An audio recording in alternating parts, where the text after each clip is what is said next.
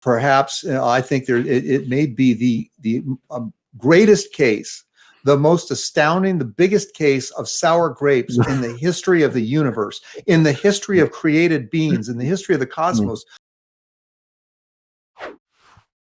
How do atheists ultimately then handle their fear of death?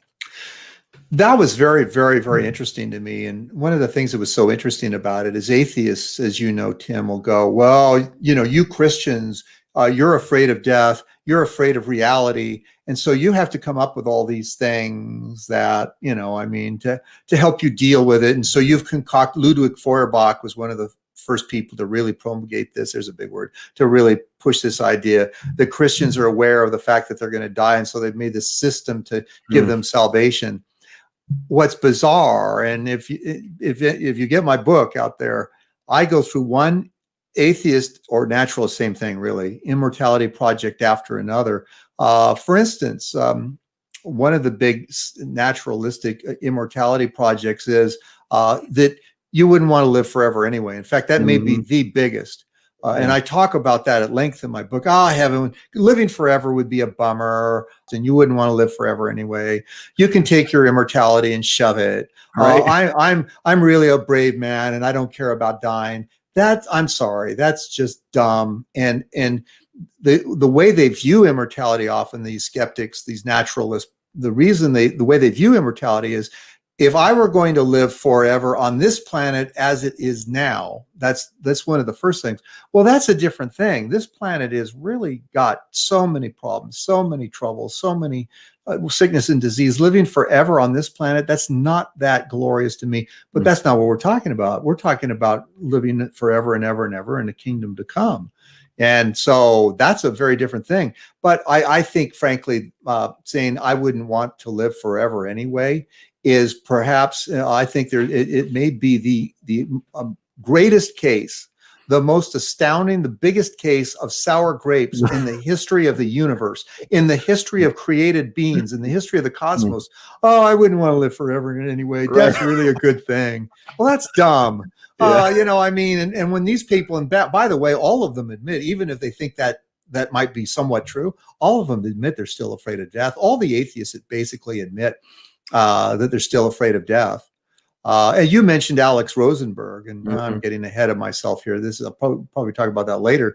But Alex Rosenberg said, the proper understanding of death philosophically is not enough. We can't conquer our death fears through it. And so the very last sentence of his book, I think his book is entitled An Atheist's Guide to Reality. The very last sentence is, just before the last sentence, he says, understanding the philosophical principles about death is not enough. He says, what we need to do is take Prozac or our other favorite serotonin reuptake inhibitor and keep taking them until they kick in. Wow. In other words, we got to use drugs, right? Use drugs. The answer to dealing with the fact that you're going to die is use drugs. And here's an atheist going, the way to deal with death is use drugs. Tell me this, at the end of the day, what is the Christian's answer to the fear of death? Well, the answer to that is clearly, and I've said it several times already, you need to have a robust view of eternal life in Jesus. My dear brothers and sisters in Jesus, you really need to do this, but there's this 2 steps. So you need to sit there and not love this world. Like I say, COVID and this economy and stuff, the Lord uses these things to help Christians not love this world.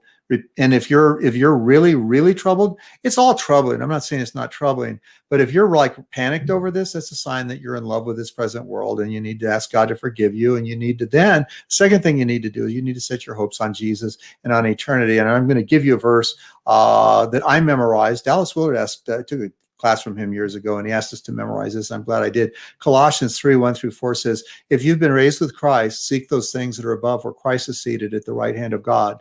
Set your minds on things above and not on earthly things, for you've died and your life is hid with Christ in God.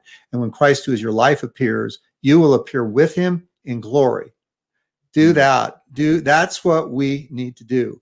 And if there's anything I could communicate to my brothers and sisters in Jesus out there, it would be that we need to set our minds on Jesus and on heaven, and the fact that you're going to live forever and ever and ever and ever and ever, and I could go on saying that forever. You're going to live forever, and we need to make that our hope and that our joy, because if you make eternal life your joy in heaven and with Jesus, then you have your hope set on something you can't lose. If you build your hope on the economy, your 401k, that your kids aren't going to be failures, whatever, if you build your hope on those things, you're going to be disappointed. Well, you'll still be disappointed if your kids are failures. I get it, but build your hope on Jesus, and your hope, and if that's where most of your hope is at, then you're going to have it built on something you can't lose, and your joy won't be going up and down. You're going to have a joy, eternal joy. Yeah, being in the world of apologetics and learning apologetics from you and your colleagues back in the day, and just constantly studying all of the evidence we have for the existence of God, for the truth of Christianity, we have good reason to know that we are immortal, Yes. that we do live into the infinite future. So the question is, who are you going to spend eternity with? Who are you going to be immortal with? And, I like to say that I think heaven and hell are places, but I think primarily it's we should first think about heaven and hell as statuses of relationship. The Bible talks about the Christians being the bride of Christ, and C.S. Lewis talked about hell being the great divorce. And we have good reason to believe, based on evidence, based on philosophical and logical arguments, and based on historical data, and even supported by scientific evidence when it comes to things like the Kalam cosmological argument and the fine-tuning argument. We have reason to believe that Christianity is true, and thus that we are immortal. And so we don't need to do the symbolic or literal immortality projects. We already have one. You're in one right now. And I guess the last question I have for you: you've applied all this to your life.